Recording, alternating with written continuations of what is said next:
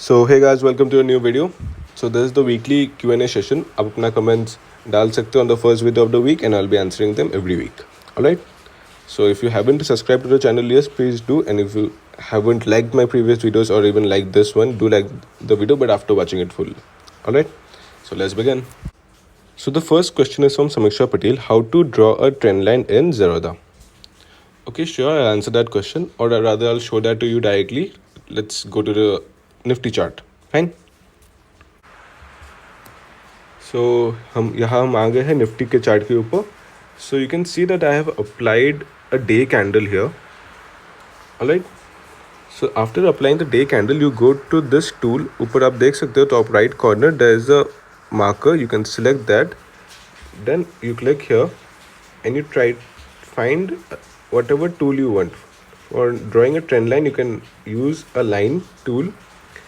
Then आप candlesticks के lower wick मतलब उसका क्लोजिंग लोवेस्ट पॉइंट पे क्लिक करके the lowest of the day, फिर you can draw a trend line by touching all the low points. Fine. तो आप यहाँ पे देख सकते हो हमने एक ट्रेंड लाइन बना दिया. The Nifty is in up trend, और जब तक ये इसका स्ट्रॉन्ग रेजिस्टेंस है अराउंड दिस लेवल 9700 के लेवल पे, until and unless it goes below that, it doesn't break the trend, और वो अपने अप ट्रेंड में ही मेंटेन करेगा. If it goes below that, आप कंसिडर कर सकते हो कि इसमें ब्रेकआउट आ गया है.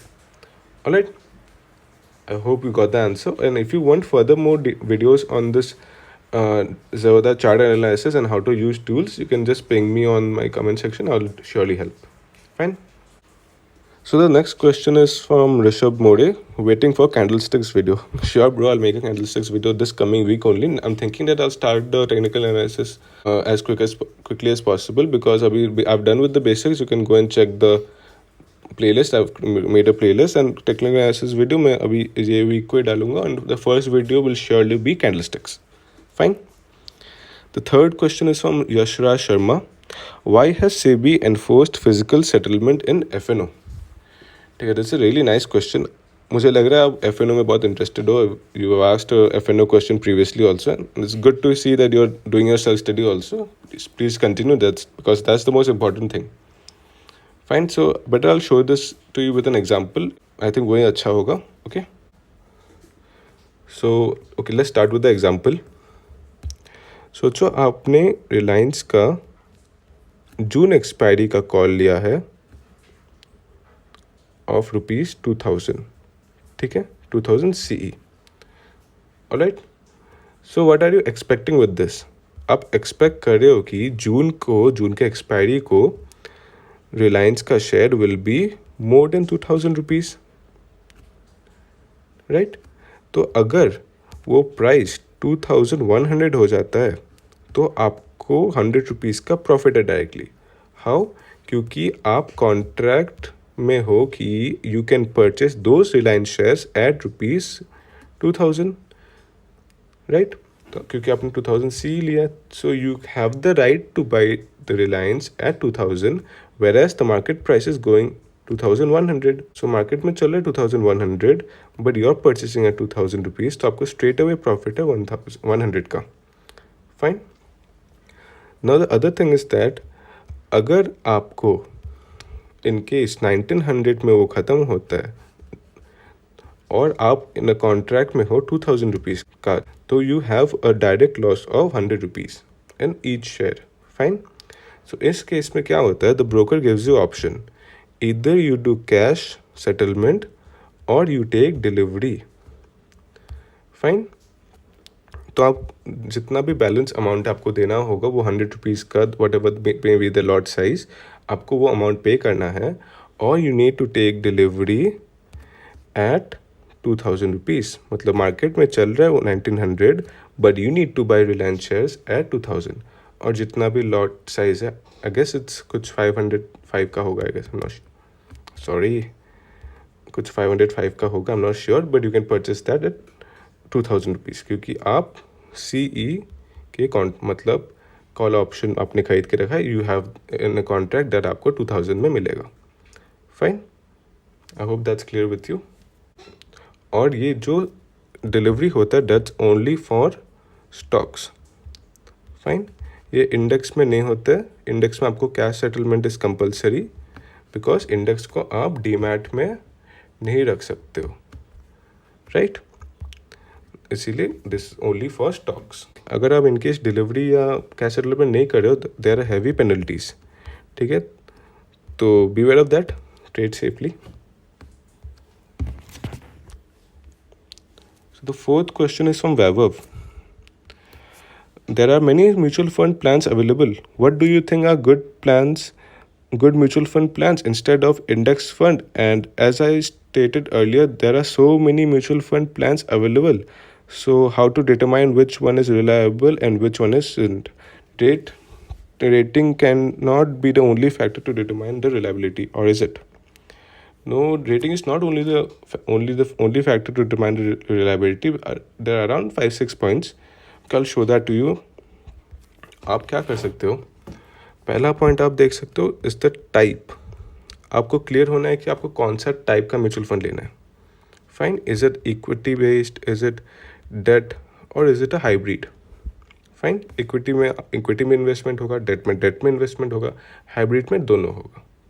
फाइन, तो आपको अपना देखना आपको किस टाइप का रिटर्न चाहिए, विच अंडरलाइन एसेट में आपको इन्वेस्ट करना है, तो उस हिसाब से you can choose the type.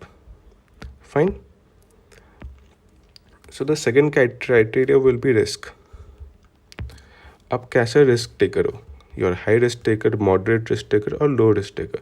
ये आपको डायरेक्टली म्यूचुअल फंड ही रेटिंग करके बोल देगा कि उनका फंड कौन से कैटेगरी में गिरता है, ठीक है।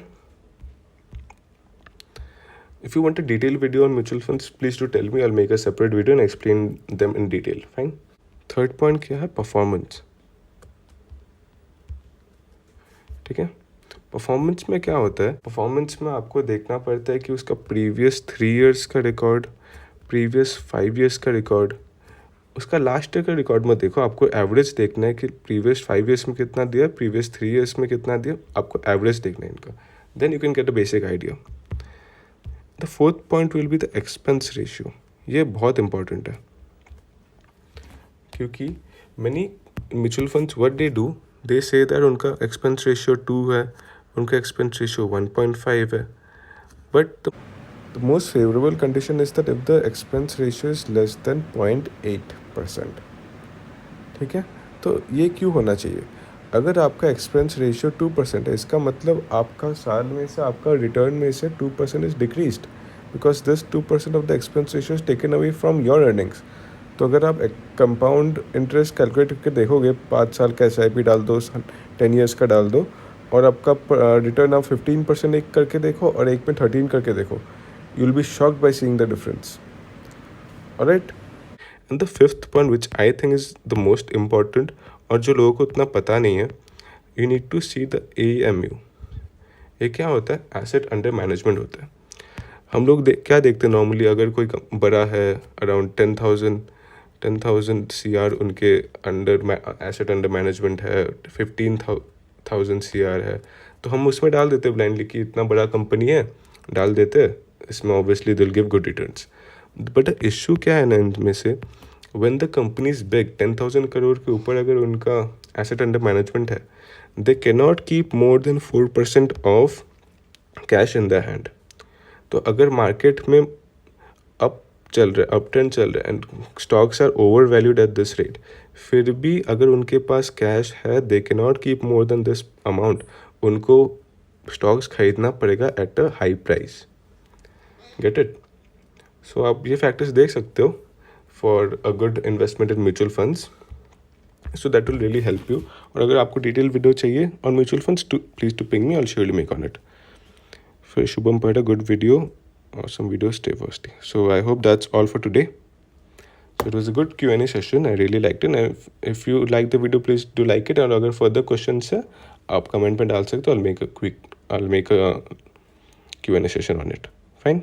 So guys, before I end the video, I want to inform you guys that in my next video I'll be explaining candlesticks. तो आपको पता चलेगा कि इस कैंडल का मीनिंग क्या है, इसे क्या बोलते हैं, इसे मायाबुजू बोलते हैं, इसे डोजी बोलते हैं। तो इन सब का मीनिंग और इन सब का यूजेस, तो उनको देख के कैसे क्या ट्रेंड पता चलेगा, कैसा प्राइस एक्शन समझ सकते हो, I will be explaining them all. So do subscribe the video and share with your friends ताकि सबको ये नॉलेज मिले। And do like the video and check out my playlist अगर आपको बेसिक्स अभी तक क्लियर नहीं है। Fine, thank you.